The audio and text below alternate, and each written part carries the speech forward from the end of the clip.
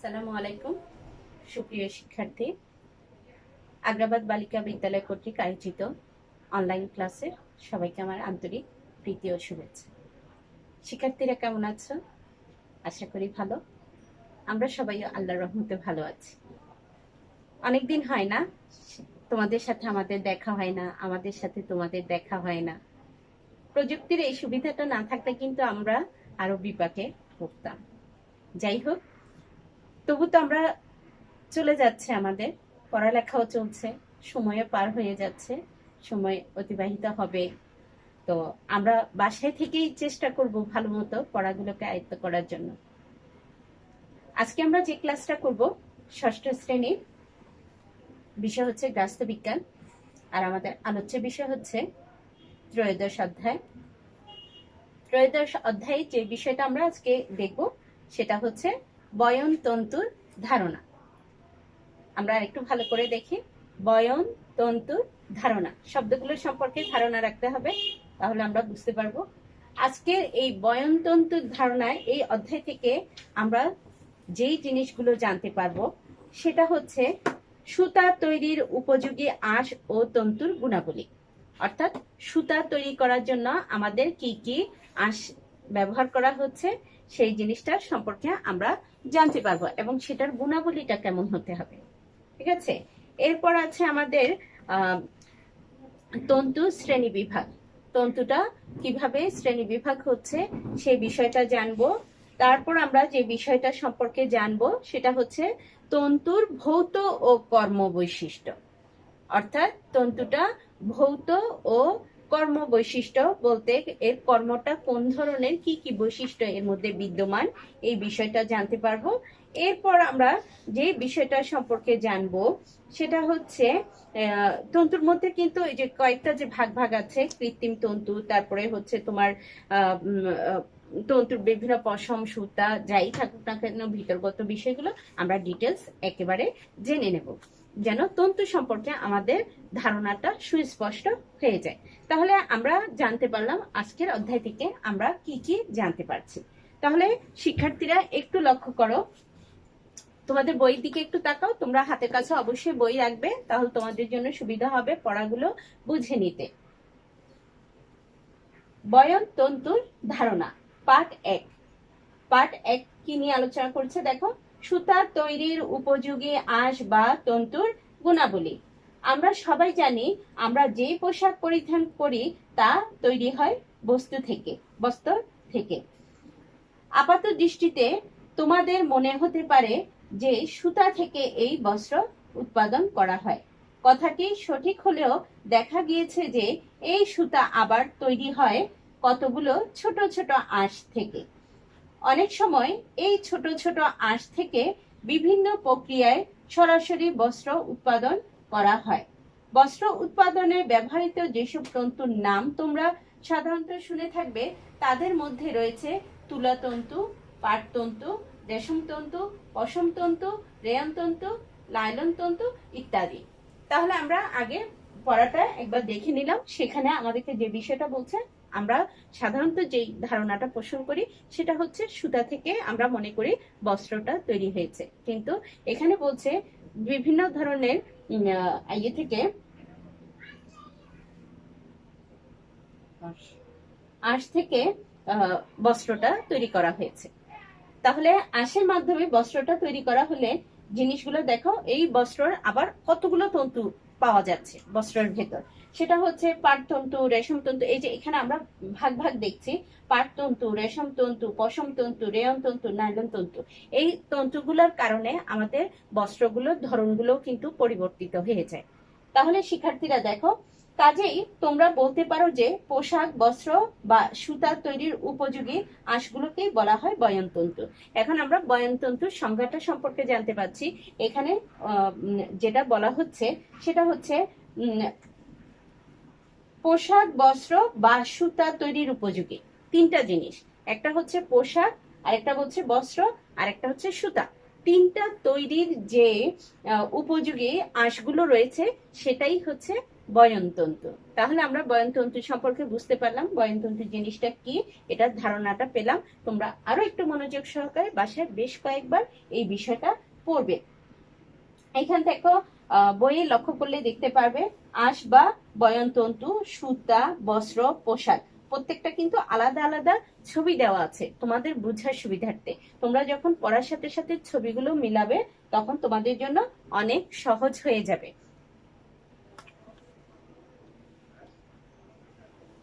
বয়নতন্তুর গুণাবলীগুলো হচ্ছে, আমরা এখন বয়নতন্তুর গুণাবলীগুলো সম্পর্কে জানবো।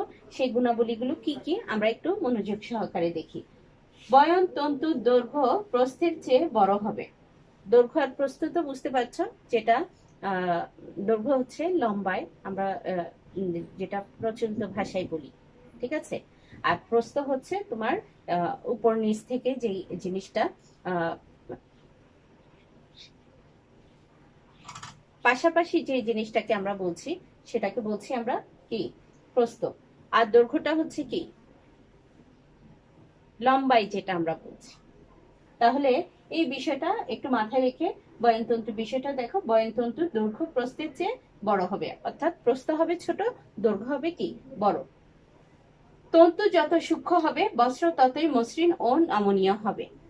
তন্তু যত সূক্ষ্ম হবে, যত মানে কি সূক্ষ্ম, যত সূক্ষ্ম বেশি হবে ততই এটা মসৃণ হবে এবং নমনীয় হবে, অর্থাৎ অনেক আরামদায়ক হবে। হ্যাঁ, আমরা সহজেই বলি, যখন আমরা নিজেরা কথা বলি তখন প্রচলিত ভাবে বলি এত সফট কাপড়টা। হ্যাঁ, আমরা বলতেই বলি এই প্রচলিত ভাষায়। তাহলে এই যে আমরা ইংলিশে বলছি সফট, কিন্তু নমনীয়, কোমল বিষয়গুলো বাংলায় আসছে, ঠিক আছে। তো আমাদের পোশাকটা কি হবে, অনেক বেশি আরামদায়ক হবে, এক কথায় বলতে গেলে অনেক বেশি আরামদায়ক। বয়নতন্তুর পর্যাপ্ত শক্তি থাকতে হবে, কারণ শক্তি না থাকলে এই ধরনের আঁশ দিয়ে সুতা বা বস্ত্র তৈরি করা যাবে না। এখন বলছে বয়নতন্তুর শক্তি থাকতে হবে, অর্থাৎ শক্তি ছাড়া, ওই আঁশের যদি ওই পরিমাণ শক্তি না থাকে তাহলে সে তার বুনটটা ধরে রাখতে পারবে না, আর ধরে রাখতে না পারলে সেটা কি বয়নতন্তু সঠিকভাবে বস্ত্র তৈরি করতে পারবে না। সুতা বা বস্ত্র যেহেতু পেঁচিয়ে বা ভাঁজ করে করে রাখতে হয়, তাই বস্ত্রে ব্যবহৃত তন্তুকে অবশ্যই নমনীয় হতে হবে। এখন বলছে কি সুতা আমরা পেঁচিয়ে রাখি, এই যে পেঁচিয়ে রাখার সুবিধার্থে, তাহলে কি হবে বয়নতন্তু নমনীয় করার জন্য এই জিনিসটা বেশ উল্লেখযোগ্য একটা বিষয়। এই বৈশিষ্ট্যের জন্যই বয়নতন্তুকে পাক বা মোচড় দিয়ে সুতা তৈরি করা যায়।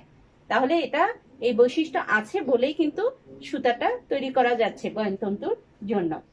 ছোট ছোট আঁশগুলো একে অপরের সাথে জড়িয়ে থাকার প্রবণতা থাকতে হবে। তন্তুগুলো ভাঁজ করা বা মোচড়ানোর পর আগের অবস্থায় ফিরে আসার ক্ষমতা থাকতে হবে। বয়নতন্তুর মধ্যে নিজস্ব উজ্জ্বলতা থাকবে। তাহলে বয়নতন্তুর মধ্যে যদি নিজস্ব উজ্জ্বলতা না থাকে, সেটা ফ্যাকাশে থাকে, তখন কিন্তু সেই জিনিসটা আমাদের কাছে কি সুন্দর লাগবে না, দেখতে ভালো লাগবে না। আর্দ্রতা শোষণ ক্ষমতা থাকতে হবে। বয়নতন্তুকে স্থিতিস্থাপক হতে হবে, অর্থাৎ টানলে বড় হবে, ছেড়ে দিলে আবার পূর্বের অবস্থায় ফিরে আসবে। তাহলে এখানে আমরা একটা বিশেষ জিনিস দেখতে পাচ্ছি, সেটা কি টানলে এটা বড় হয়ে যাবে, হ্যাঁ, আবার যখন ছেড়ে দিবে পুনরায় আগের সেই অবস্থানে চলে আসবে, না থাকবে বড় না থাকবে ছোট, মানে তার অবস্থানটা যেমন ছিল ওইভাবেই সে ফিরে আসবে। পার্ট 2 তন্তুর শ্রেণী বিভাগ। তোমরা আগের পাঠে জেনেছো যে বস্ত্র তৈরি হয় তন্তু থেকে। আমরা এটা আগেই বলেছি, বস্ত্র তৈরি হচ্ছে কিসের থেকে, তন্তু থেকে। প্রকৃতিতে পোশাক তৈরির উপযোগী বিভিন্ন ধরনের তন্তু ছড়িয়ে আছে। বিজ্ঞানের অগ্রযাত্রার ফলে নানা ধরনের তন্তু আবিষ্কৃত হচ্ছে। এখন বিজ্ঞানের দেখো, বিজ্ঞান প্রতিনিয়ত যেভাবে নতুন নতুন আবিষ্কারের দিকে ছুটে যাচ্ছে, সেক্ষেত্রে দেখা যাচ্ছে নতুন নতুন পদ্ধতি, নতুন নতুন কাজের ধারণা আমরা পাচ্ছি। বিভিন্ন ধরনের তন্তুর বৈশিষ্ট্য ভিন্ন ভিন্ন হওয়ার কারণে তন্তুর শ্রেণীবিন্যাসের প্রয়োজনীয়তা দেখা দিয়েছে। এর ফলে এক শ্রেণীভুক্ত তন্তুগুলোর যত্ন, গুণাগুণ ও ব্যবহার সম্পর্কে আমাদের সুস্পষ্ট ধারণা জন্মাবে। তাহলে আমাদের তন্তুগুলো সম্পর্কে সুস্পষ্ট ধারণাটা জন্মানো দরকার, এটার গুণগত মান সম্পর্কে জানা দরকার, এটার ব্যবহার সম্পর্কে আমাদের যত্নবান হওয়া সম্পর্কে আমাদের জানা দরকার। উৎস অনুসারে বয়ন তন্তুকে দুই ভাগে ভাগ করা যায়, যেমন প্রাকৃতিক তন্তু ও কৃত্রিম তন্তু। নিচে এই সম্পর্কে আলোচনা করা হলো। তাহলে দেখো আমরা দুটো বিষয় পাচ্ছি, একটা হচ্ছে কৃত্রিম তন্তু, একটা হচ্ছে প্রাকৃতিক তন্তু। এখন এই দুই তন্তুর মধ্যে পার্থক্য কি এবং এগুলোর ব্যবহার কি, এগুলোর যত্ন কি, সেই সম্পর্কে আমরা জানব। প্রাকৃতিক তন্তু, তোমরা প্রকৃতিতে যেই সব বয়ন তন্তু দেখতে পাবে তাই হচ্ছে প্রাকৃতিক তন্তু। এদের মধ্যেও শ্রেণীবিভেদ রয়েছে, যেমন উদ্ভিজ তন্তু। উদ্ভিদের বীজ, বাকল, কাণ্ড, পাতা ইত্যাদি থেকে উদ্ভিদ তন্তু পাওয়া যায়। তাহলে আমরা জানি উদ্ভিদ থেকে আমরা কি কি পাচ্ছি, বাকল পাচ্ছি, বীজ পাচ্ছি, হ্যাঁ, তারপরে আছে তোমার কাণ্ড, পাতা, এগুলো থেকে আমরা বিভিন্ন ধরনের তন্তু পাচ্ছি। যেমন কার্পাস গাছের বীজের বাহিরের অংশ থেকে তুলা তন্তু, পাট গাছের বাকল থেকে পাট তন্তু, ফ্ল্যাক্স গাছের কাণ্ড থেকে ফ্ল্যাক্স তন্তু, আনারসের পাতা থেকে পিনা তন্তু পাওয়া যায়। তাহলে আমরা তিনটে গাছের নাম পেয়েছি। এই তিনটা গাছের বাকল অর্থাৎ বাহির অংশ থেকে কি কি তন্তু পাচ্ছি আমরা সেই বিষয়টা সম্পর্কে জানলাম। এবার দেখো খ, প্রাণীজ তন্তু। প্রাণী থেকে আমরা কি কি তন্তু পাচ্ছি? প্রাণীর চুল, লোম কিংবা লালা থেকে প্রাণীজ তন্তু পাওয়া যায়, যেমন ভেড়ার লোম থেকে উল বা পশম তন্তু এবং গুটি পোকার লালা থেকে পাওয়া যায় রেশম তন্তু। তাহলে আমরা এখানে দুটো জিনিস পাচ্ছি দুটো প্রাণী থেকে, একটা হচ্ছে গুটি পোকা থেকে পাচ্ছি লালা তন্তু, আর এই থেকে পাচ্ছি আমরা ভেড়ার লোম থেকে কি পাচ্ছি আমরা, ভেড়ার যে পশমটা উপরে গায়ের পশমটা সেটা থেকে পাচ্ছি আমরা কি,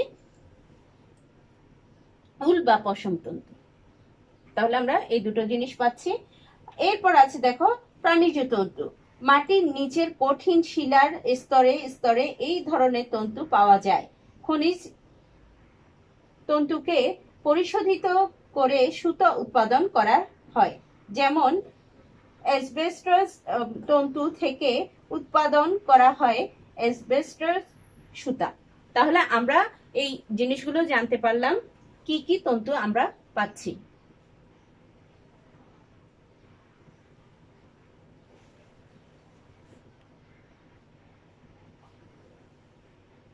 ঘ, রাবার তন্তু। আমরা এর আগে তিনটা তন্তুর সম্পর্কে জেনেছি, এখন পাচ্ছি আমরা রাবার তন্তু। প্রাকৃতিক রাবারকেও বিশেষ প্রক্রিয়ায় সংকোচন বা বিভিন্ন প্রকার তন্তু ও সুতা তৈরি করা হয়। কৃত্রিম তন্তু, এরপর পাচ্ছি কৃত্রিম তন্তু। তোমাদের জানা দরকার যে অনেক তন্তু আছে যা প্রাকৃতিকভাবে জন্মায়নি। মানুষ প্রাকৃতিক তন্তুর সাথে রাসায়নিক দ্রব্য মিশিয়ে কিংবা শুধু রাসায়নিক দ্রব্য থেকে অনেক তন্তু তৈরি হয় যাদেরকে কৃত্রিম তন্তু বলে, যেমন লাইলন, রেয়ন ইত্যাদি।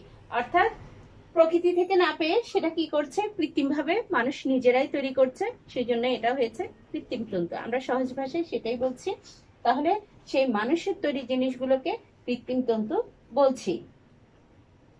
এখানে আমরা যেই তন্তুগুলোর নাম পেয়েছিলাম এখানে একটা ছক দেওয়া আছে, সেখানে তোমরা চাইলে এটা চর্চার জন্য তোমাদের মনে রাখার জন্য তোমরা এখানে নামগুলো উদাহরণস্বরূপ নামগুলো বসাতে পারো, যেমন উদ্ভিদ তন্তু, প্রাণীজ তন্তু, খনিজ তন্তু, কৃত্রিম তন্তু। তাহলে আমরা ছক থেকে জানতে পারলাম। এরপর এখন আমরা যেটা দেখছি পার্ট 3, তন্তুর ভৌত ও কর্ম বৈশিষ্ট্য। আমরা পার্ট 3-এ পাচ্ছি ভৌত ও কর্ম বৈশিষ্ট্য।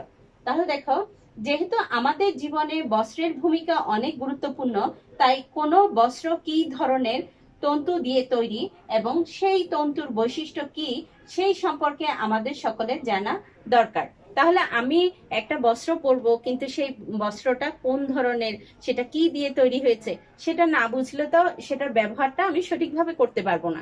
সেই কারণে আমাকে সেটা সম্পর্কে ধারণা রাখতে হবে। তোমাদের মনে প্রশ্ন জাগতে পারে, ভৌত ও কর্ম বৈশিষ্ট্য কি? ভৌত বৈশিষ্ট্য বলতে তন্তুর আকার, আকৃতি, স্থিতিস্থাপকতা, আর্দ্রতা, শোষণ ক্ষমতা ইত্যাদি বোঝায়। এখন আমরা ভৌত শব্দটা নিয়ে হয়তোবা একটু শিক্ষার্থীরা জটিলতায় পড়তে পারি, সেই জন্য আমাদের ভৌত সম্পর্কে সুস্পষ্ট ধারণা বইয়েই দিয়ে দিয়েছে। সেটা হচ্ছে আমাদের ভৌত বলতে আমরা যেটা বুঝছি সেটা হচ্ছে আকার আকৃতি, মানে যে জিনিসটা আমি নিচ্ছি সেটার আকার আকৃতি কেমন, তারপর হচ্ছে তার শক্তি কতটুকু আছে, স্থিতি স্থাপকতা, এরপর আছে আর্দ্রতা শোষণ ক্ষমতা। ঠিক আছে, এই বিষয়গুলো মিলায়ে তার ভৌত অবস্থান। এরপর দেখো, অন্যদিকে কর্ম বৈশিষ্ট্য হচ্ছে তন্তুটির কার্যকরী দিক, অর্থাৎ তন্তুটিকে বাস্তব জীবনে কি কাজে লাগানো যেতে পারে তাই হচ্ছে তার কর্ম বৈশিষ্ট্য। এখন আমি যেই বস্ত্রটা নিচ্ছি বা যে বস্তুটা নিচ্ছি সেটাকে আমি কোন কাজে লাগাবো, কিসের জন্য লাগাবো, এবং সেটা সেই কাজের উপযোগী কিনা, সেই বিষয়টা বোঝার জন্য আমাদের অবশ্যই বস্তুটার বৈশিষ্ট্য সম্পর্কে ধারণা রাখতে হবে। নিচে এই সম্পর্কে কিছু আলোচনা করা হলো, পরবর্তী ক্লাসে এই সম্পর্কে তোমরা বিস্তারিত জানতে পারবে। আচ্ছা, আমরা নিচে বইয়ের ভেতরে কি বিষয়টা নিয়ে আলোচনা করেছে এখন একটু সেটা দেখি। তুলাতন্তুর ভৌত ও কর্ম বৈশিষ্ট্য। কার্পাস গাছের বীজ থেকে তুলাতন্তু সংগ্রহ করা হয়। এদের উজ্জ্বলতা কম, টানলে বাড়ে না, বেশ বড়, ভিজলে এদের শক্তি আরো বৃদ্ধি পায়। এই তন্তুর মধ্যে দিয়ে তাপ চলাচল করতে পারে এবং এরা ভালো আর্দ্রতা শোষণ করতে পারে। তুলাতন্তু থেকে সুতি বস্ত্র উৎপাদন করা হয়।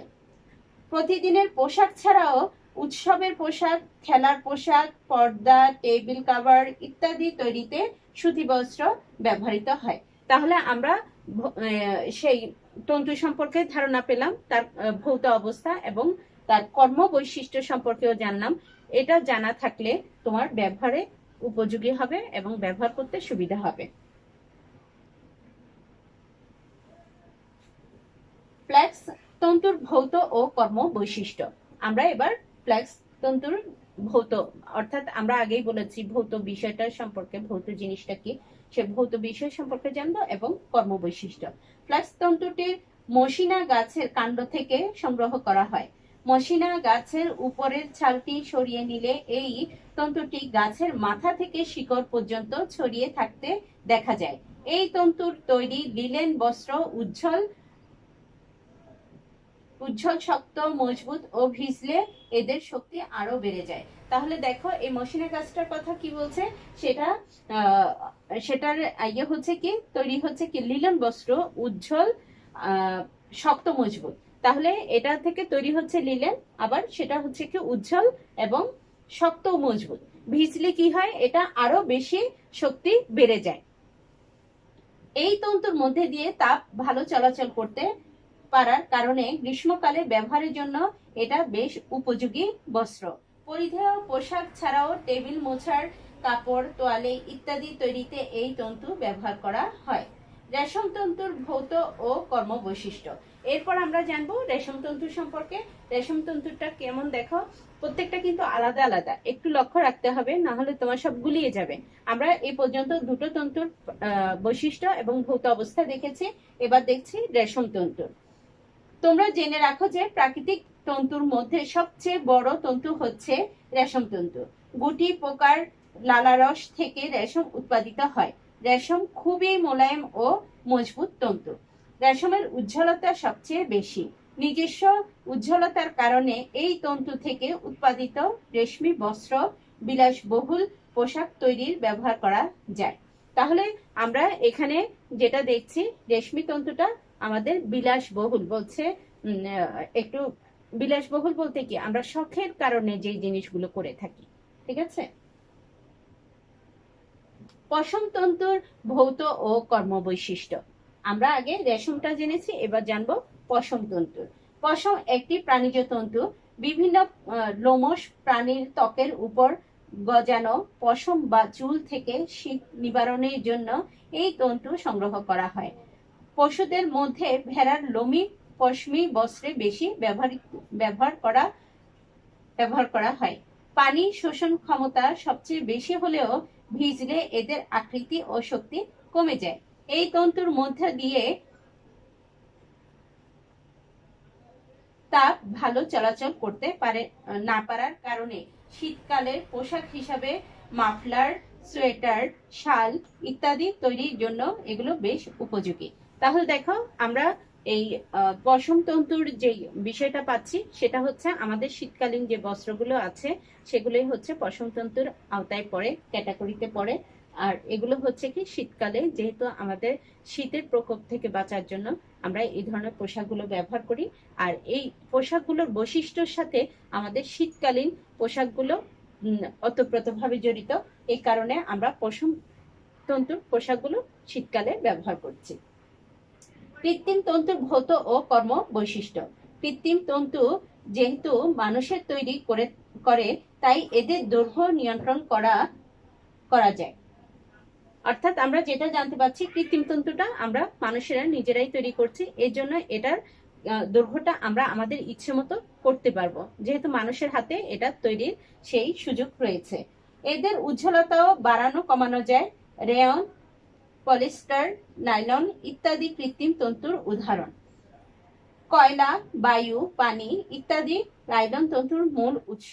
কৃত্রিম তন্তুর বস্ত্র হালকা, মজবুত, নমনীয় ও দীর্ঘস্থায়ী হওয়ায় তোমরা এই ধরনের পোশাক পর্দা, কার্পেট, মশারি, বিছানার চাদর ইত্যাদি তৈরিতে ব্যবহার করতে পারবে। তাহলে আমরা এই তন্তুগুলো কোথায় কোথায় ব্যবহার করছি সেটার একটা ধারণা পেলাম। সেটা হচ্ছে পর্দায়, কার্পেটে, তারপরে হচ্ছে বিছানার চাদর, মশারি, এগুলোতে আমরা এই জিনিসগুলো ব্যবহার করতে পারছি। তোমাদের পাঠ্য বই একটু লক্ষ্য করলেই দেখতে পাবে নিচে কিন্তু বিছানার চাদর, তারপরে কার্পেট, মশারি এগুলো ছবি দেওয়া আছে। হ্যাঁ, তাহলে শিক্ষার্থীরা আমরা আজকে এই তন্তু সম্পর্কে জানতে পারলাম। তন্তুর বৈশিষ্ট্য এবং ভৌত অবস্থা সবকিছুই জানলাম। তোমরা একটু মনোযোগ সহকারে পড়াগুলো বাসায় আয়ত্ত করো। তোমাদের সবাইকে আমার আবারও আন্তরিক প্রীতি ও শুভেচ্ছা। আগামীতে আমরা আবার নতুন কোনো অধ্যায় নিয়ে আবার তোমাদের সামনে হাজির হব। সেই পর্যন্ত তোমরা এই অধ্যায়টা ভালো করে পড়ে নাও। আর তোমাদের জন্য একটা বিশেষ কথা আমার না বললেই নয়, সেটা হচ্ছে তোমরা পঞ্চম শ্রেণী থেকে ষষ্ঠ শ্রেণীতে যখন আসো তখন তোমাদের উদ্দীপক, সৃজনশীল এই শব্দগুলোর সাথে নতুন ভাবে পরিচয় ঘটে। অলরেডি তোমরা দুটো মূল্যায়ন দিয়ে ফেলেছ, এখন আমাদের সামনে তৃতীয় মূল্যায়নের জন্য প্রস্তুতি নিতে হবে। তো সেই কারণে আমাদের পাঠ্য বইয়ের যে পড়ার ভেতর আমরা কঠিন কঠিন শব্দগুলো পাই, এই শব্দগুলোর অর্থগুলো বোঝার চেষ্টা করবে। অর্থ বুঝলে তুমি বহু নির্বাচনীতে ভালো রেজাল্ট করতে পারবে, ফলাফল ভালো হবে।